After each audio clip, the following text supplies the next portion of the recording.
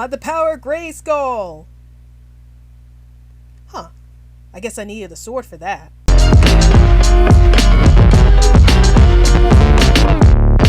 Hey everyone, this is Raptors Blonde Animation Bliss, and welcome to another Spotlight Cartoon Corner. So today's Spotlight cartoon we talk about today is He-Man and the Masters of the Universe. And before I get into my thoughts about this show, here are a few words from the channel. Alright Animaniacs, now let's get on the social media train. Want to chat with us in 100 words or less? Then check out our Twitter account. Want to chat with us within a group? Then check out our Facebook account. Want to get the lowdown on everything dealing with animation on this channel? Then check all of the above.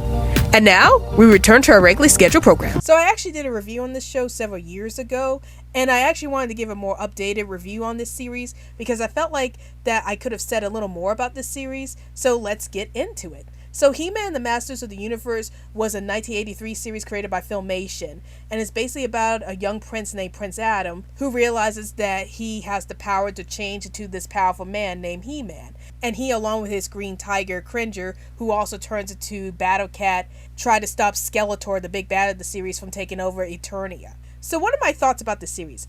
I really enjoyed this series. Like, I remember I used to watch this show all the time when I was growing up, and I remember how I always enjoy watching this show because I love the fantasy and sci-fi elements of this series, as well as the fact that this show tries to teach its viewers lessons about life. So let's talk about the setting of this series. So one of the things that I loved about this series was its fantasy and sci-fi setting.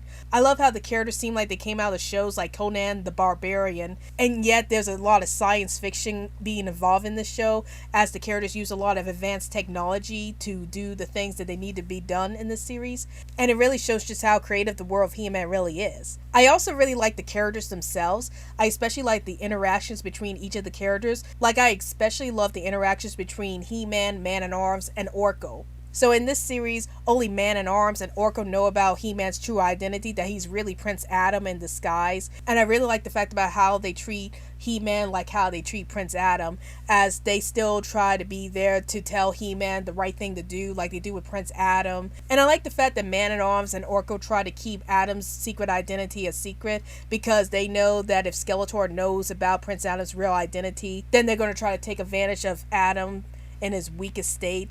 And I do like the fact that the show does explain a bit about this, about how Prince Adam has to keep his identity a secret from Skeletor, but also from his friends and family in case they might accidentally leak this information to Skeletor. So I do like how the show does try to tackle that issue from time to time. I also really like the characters themselves. Like, I thought Prince Adam was a fun character. Like, it's interesting to note that as Prince Adam, he acts like a goofy guy who doesn't want to take responsibilities for his actions. But then as He-Man, he acts like this brave and very mature man who takes responsibility for his actions and actually tries to save the world the best he can. But then you get a lot of moments with Prince Adam where he wants to be like He-Man in his normal state because he feels like it's just a burden on him to keep this a secret from his friends and family. And he's like, you know, I want to tell everybody that I'm actually He-Man, but I know I can't because Skeletor's there. He's going to make things bad for me and my family, so I have to keep this a secret as much as I can. And I like that aspect of Prince Adam's character a lot. I also really like the characters of Man-at-Arms and Orco themselves.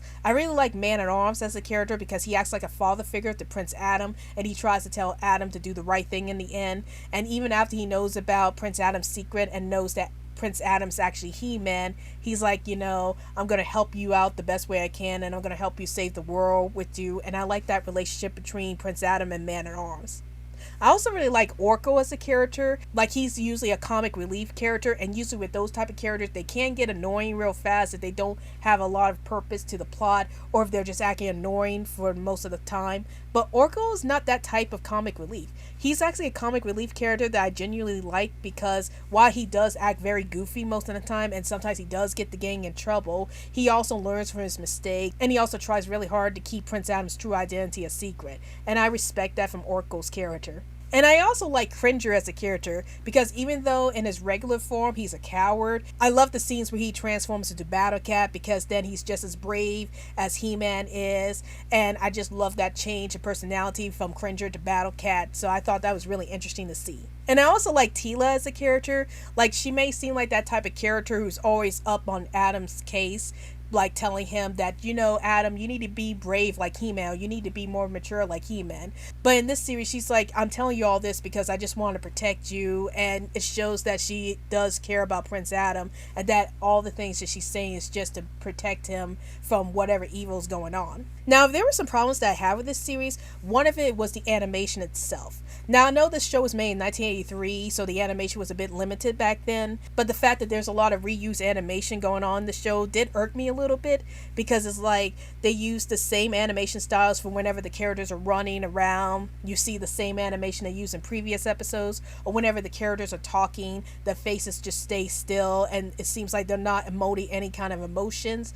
And that's something that did rub me the wrong way about the show at times, is the animation itself and how limited it is. Another thing that I have a problem with the show was how they always have these PSA segments towards the end of each episode. Like, I understand the purpose of having these PSA segments, like trying to teach children about the importance of reading and when not to smoke and the importance of exercise and stuff like that. And to be honest, when I was little, it didn't really bother me that much, but as an adult, it did kind of bother me a little bit, because sometimes the episode actually does go through these topics within the episode. Like, there was one episode that was talking about books, and within that episode they already pretty much talked about the importance of books, and then the PSA after that says the exact same thing. It's like, yeah, books are important, you should read all the time. And the only thing that's so annoying about that is that you already have the episode actually acknowledge how important it is to read, and yet you have this PSA segment that came afterwards that said, oh, reading is important, but it's like, we already know this because the episode itself already explained this. So that's one of my biggest gripes with the PSA segments towards the end of each He-Man episode, is that they kind of repeat the same message that the episode already implemented. So why do you need a segment towards the end of the episode when that was already addressed within the episode itself? But overall, I really enjoy He-Man and the Masters of the Universe. If you want to watch a classic animated series that stars a barbarian-like hero, I highly recommend you check out He-Man and the Masters of the Universe. So that's my thoughts on He-Man and the Masters of the Universe. And tell me in the comments down below, have you seen the original He-Man and the Masters of the Universe? And if you have, did you like the show? Did you hate the show? And what were some of your favorite cartoons that star a barbarian-like hero? Please feel free to tell me in the comments down below. Well, hope you guys enjoyed this video. This is Rowdy's Blog Animation Bliss, and I'll see you guys later. Hey guys, like this video? Then please feel free to hit that like button. And also, hit that subscribe button for more animation content from this channel. And now, roll the credits please.